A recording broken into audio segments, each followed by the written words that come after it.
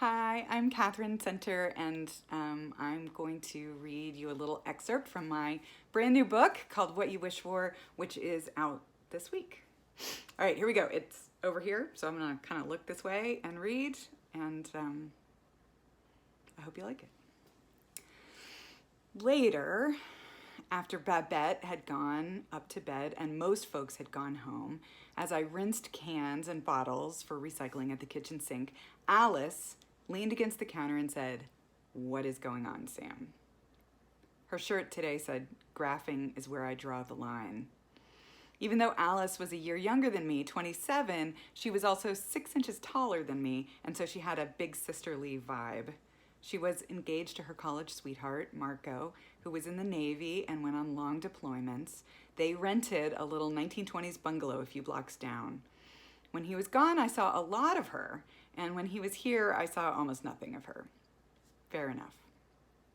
He had shipped out a week before Max died, and though I wouldn't want to say I was glad Alice was alone these days, I will say I was grateful to have a friend. She knew me pretty well enough to know something more was up than I had confessed to the group.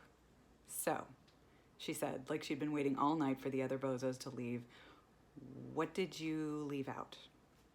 I met her eyes and I said, "Duncan Carpenter is the guy." "What guy?" I pursed my lips and leaned in to intensify my look. Then I said slowly, "The guy." Alice frowned a second. Then she said in recognition, "The guy?" I gave an unmistakable nod like bingo. The guy," she said. "The one who drove you out of California." "I beg your pardon," I said. "I drove myself." "But he's the one from your old school," she said, "that you were obsessed with." "Not obsessed," I said. Alice squinted. "Pretty obsessed." It was not an obsession. It was a healthy, red-blooded American crush. Now Alice was trying to remember. It had been a while, like a lifetime really, since we had talked about it. "Didn't you snoop in his diary?" she said. "I wasn't snooping. I was feeding his cats while he was out of town." "But you read his diary," she said. "Well, he left it lying open on the kitchen table. You could argue that on some unconscious level he wanted me to read it." Alice gave me a second to decide if I could really stand by that statement. "Plus," I went on, "it wasn't a diary. It was just a notebook." "A notebook full of private thoughts," she said. "We all have private thoughts, Alice," I said, as if that was somehow a good point. "You shouldn't have taken that cat-sitting job in the first place," she said. "What was I supposed to do? Let his cat starve? It was declawed and missing a tail." "It wasn't even his cat," she said. "It was the fiance's cat." I didn't know that at the time. Alice gave me a look then that was part affection, part scolding, and part give me a break. Anyway, there was no point in continuing the denials. She knew the whole story. I had read his notebook that day all those years ago while he was on vacation in wine country about to get engaged, or that was the rumor anyway. And I hadn't just read the one page that was facing up on the table either. I had grabbed a pair of kitchen tongs from the drawer as if not touching the pages with my fingers somehow made it less awful, and used them to turn every single page, searching for clues to his soul like some kind of love-struck Sherlock Holmes, and careful, like a crazy person, not to leave any fingerprints. What can I say? It was a low point. A very low point. And actually, it became a turning point. Before that moment, back then, I had been infatuated with Duncan Carpenter for 2 solid years. Big time infatuated, hardcore infatuated, infatuated the way teenage girls get infatuated with pop stars. If he had had song lyrics, I'd have memorized them. If he'd had merch, I'd have bought it. If he'd had a fan club, I would have been the president. Of course, he wasn't a pop star. But he was, a celebrity of sorts in the world of private secondary school education. In our tiny little sliver of humanity, he was a big deal. He was the pop icon of our teaching colleagues, for sure. And for good reason. He had a big, friendly smile filled with big, friendly teeth. He was handsome without trying. He had a magnetic quality that was almost physical. If he was in a room with other humans in it for any moment of time, there'd be a group of them gathered around him by the end. He emitted some kind of sunshine that we all wanted to soak up, me included, me especially. But I was terrible around him. I was the worst possible version of myself. All the longing and desire and electricity and joy I felt whenever he was anywhere near me seemed to scramble my system. I would freeze and get quiet and still and self-conscious, and then I'd stare at him, unblinking like a weirdo. It was uncomfortable, to say the least. When I had first met him, he was single. And he stayed that way for one long, beautiful, possibility-infused year as I tried to work up the nerve to sit at his table at lunch, a year that slipped by fast, and then suddenly, before I had made any progress, boom, a perky new girl from the admissions office just brazenly asked him out. Their assigned parking spots were next to each other, apparently. It was front page teacher news, and the grade school faculty were by and large offended. Wasn't it just a little uppity to swoop in like that and start dating whoever she wanted? Apparently not. Soon they were exclusive, and then they were serious, and then barely a year to the day after she had first asked him out, they were moving in together. Rumor had it she had been the one to ask him, a move I would have admired for feminist reasons if it had been any other couple at all.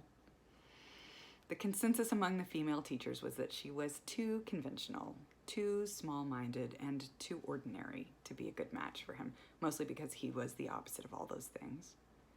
Frankly, I agreed. But I also knew my opinion was based largely on one short interaction. When awkwardly trying to make chit-chat at a school function, I had said to her, "Admissions, that must be tough. How do you make all those agonizing decisions?" And she had just blinked at me and said, "It's just whoever has the most money." Then, reading my shocked expression, she shifted to a laugh and said, "I'm kidding." But was she, though? Nobody was sure she deserved him. I, of course, didn't think so, but that didn't follow that I deserved him. I couldn't even say hi to him in the elevator. Anyway, it was not 5 minutes after I'd heard the moving in together news from a librarian who'd heard it from a math teacher who'd heard it from the school nurse that, as I was making my way outside to gulp some fresh air, he asked me to cat sit. I just rounded the corner of the hallway, and there he was, wearing a tie with dachshunds all over it. "Hey," he said. "Hey," I said, panicking at the way he had just materialized. Then, of all things, he said, "I've heard you're a cat person." A cat person? No. But not wanting to kill the conversation, I shrugged and said, "I'm more of a dog person, actually." He blinked at me. "I mean," I went on, feeling like I'd said the wrong thing, "I'm not opposed to cats." "Don't you have a bunch of them?" he asked. "Nope." He frowned.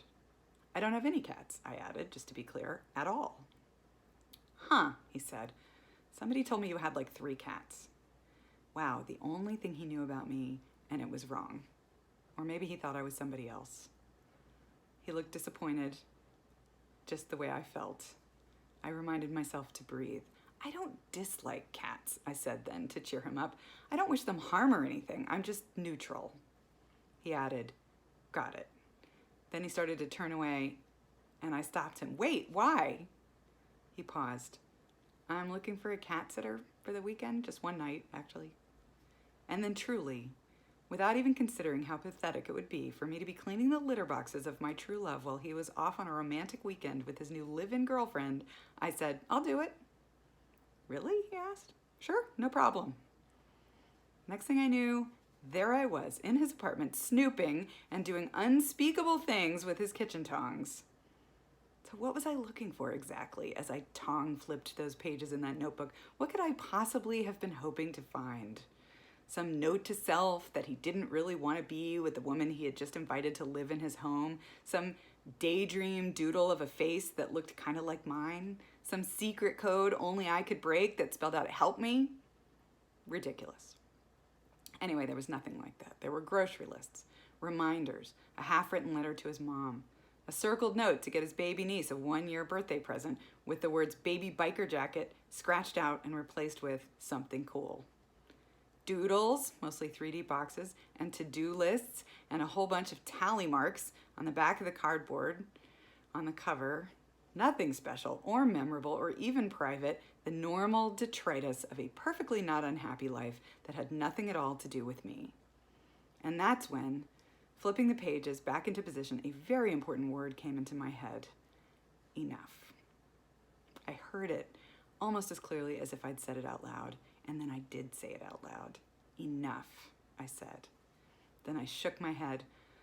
I couldn't keep on living like this, stealing glances, brushing past him in the hallways, sitting near but not too near his table at lunch, pausing to watch him leading kindergarten dance parties on the playground, yearning.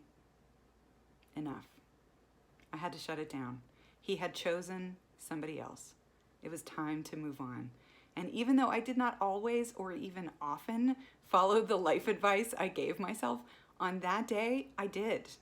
I put the tongs back in the drawer, walked out, locked the door, drove straight home, and got on the web to start looking for a new job.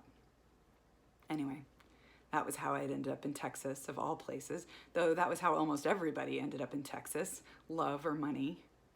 I had come to this island by chance, but I'd found a real home here, way down at the bottom of the country, in this wind-battered, historic town. I loved the painted Victorian houses with their carpenter Gothic porches. I loved the brick cobblestone streets and the tourist t-shirt shops. I loved the muddy, soft sand and the easy waves of the Gulf lapping the shore. I loved how the town was both humble and proud, both battered and resilient, both exhausted and bursting with energy, both historic and endlessly reinventing itself. Most of all, I loved our school, my job, the life I had built, a post-Duncan Carpenter life that really the guy himself had no place in.